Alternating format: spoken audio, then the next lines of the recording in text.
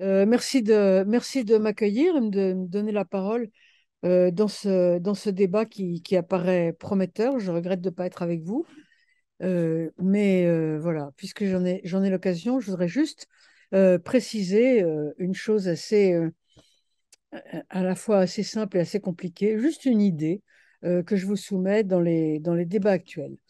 Euh, Parlant de l'idée de dignité, puisque finalement, on m'a demandé de parler de l'idée de dignité, je voudrais juste montrer un développement récent, très important, qui me paraît très important pour mieux comprendre les débats actuels. L'idée de dignité personnelle, c'est une idée qui, à l'origine, est juive. Dans la Bible, exactement au psaume 8, on trouve la phrase suivante qui fait partie de tout un développement. Ô Éternel, qu'est-ce que l'homme pour que tu penses à lui? Ça veut dire que l'homme est un être différent des autres et avec sa conscience, avec sa volonté morale. euh, on se demande pourquoi on a vraiment le sentiment qu'il y a un lien entre Dieu et l'homme. Ça, c'est dans la pensée juive. C'est une idée qui émerge d'une religion transcendante. C'est-à-dire que là, nous avons l'idée d'une dignité humaine. L'homme est quelque chose d'autre que les animaux. Et cette dignité vient du regard de Dieu. Qu'est-ce que l'homme pour que tu penses à lui?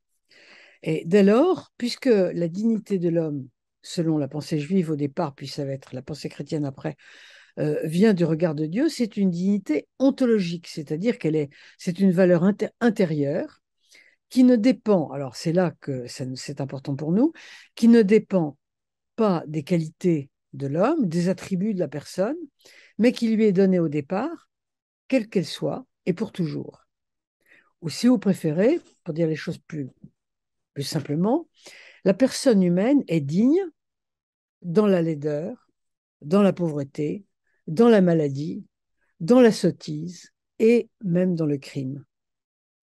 C'est-à-dire que le handicapé, le grand vieillard, le mourant et toutes sortes d'autres personnes qui sont diminuées sont dignes au même titre que le bien portant, le vainqueur, le très intelligent, etc.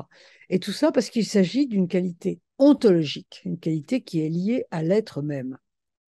On trouve déjà, c'est très curieux d'ailleurs, une idée semblable chez les Grecs anciens.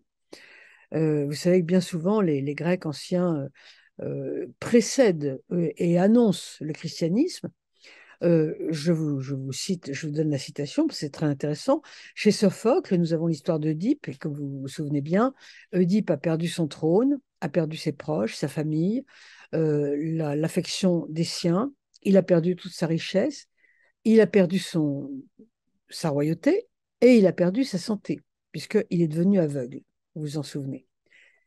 Et chez Sophocle,Œdipe s'écrie, je cite, c'est maintenant que je ne suis plus rien, que je me sens le plus un homme. Donc vous avez déjà l'idée de cette dignité intrinsèque qui dépasse toutes les qualités, puisque Oedipe a perdu tout ce qui faisait de lui un homme important. Alors, pourquoi est-ce que je suis revenu ainsi aux origines? Parce que précisément aujourd'hui, nous sommes en train de laisser de côté les anciens fondements judéo-chrétiens, puisque cette religion est en voie enfin, d'effacement. Je ne dis pas d'extinction, parce que d'abord, mondialement, elle n'est pas en voie d'extinction, mais dans nos pays occidentaux, elle est en voie d'effacement. Et ça nous permet de mieux comprendre les problèmes posés à propos du débat, notamment sur le suicide assisté. En nous éloignant des religions de la transcendance, bon, c'est simplement un constat, hein, ce n'est pas du tout un jugement de ma part, euh, nous n'avons pas évincé pour autant la croyance dans la dignité personnelle. Nous y croyons toujours, et tant mieux. Cependant, l'idée que ce soit une valeur ontologique, c'est-à-dire ancrée dans l'être même, n'a plus vraiment lieu d'être, puisque Dieu a disparu. Seul ce Dieu transcendant était garant d'une dignité ontologique. Donc, comme il n'y a plus de Dieu transcendant, il n'y a plus de dignité ontologique. En revanche, nous croyons toujours à la dignité. Autrement dit, cette dignité en laquelle nous croyons, nous allons la fonder ailleurs, nous allons la fonder sur les qualités immanentes de la personne, puisqu'elle n'est plus fondée dans une transcendance. Autrement dit, Je crains de perdre ma dignité si je viens à être malade, handicapé, trop âgé, etc. Si je perds toutes mes facultés d'une manière ou d'une autre. L'un des exemples les plus probants, mais évidemment c'est un exemple extrême, mais je le cite quand même, c'est la difficulté que nous avons à attribuer une dignité personnelle aux grands criminels.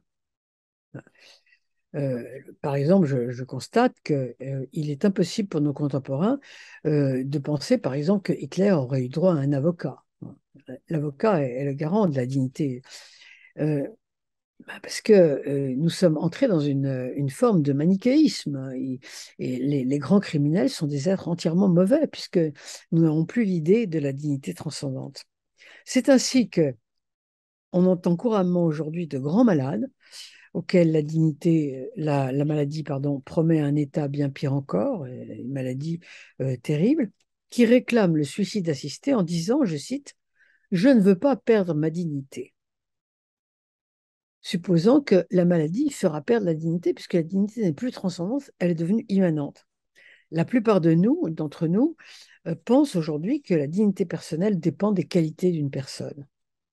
Autrement dit, la dignité est devenue une valeur qui se pèse, qui se mesure, une valeur que je puis préserver ou augmenter, une valeur qui est plus ou moins en mon pouvoir, dans le pouvoir des médecins.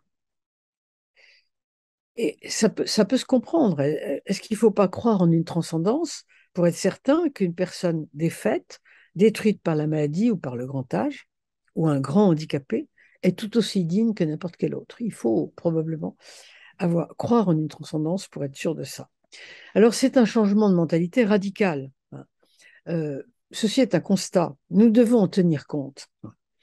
Euh, c'est ce changement extraordinaire dans la compréhension de ce qu'est la dignité permet mieux, je crois, de comprendre les revendications actuelles. Nous devons en tenir compte, nous devons prendre cela en considération.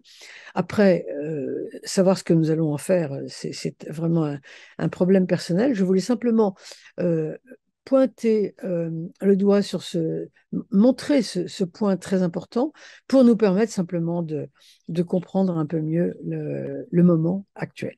Je vous remercie de m'avoir écouté.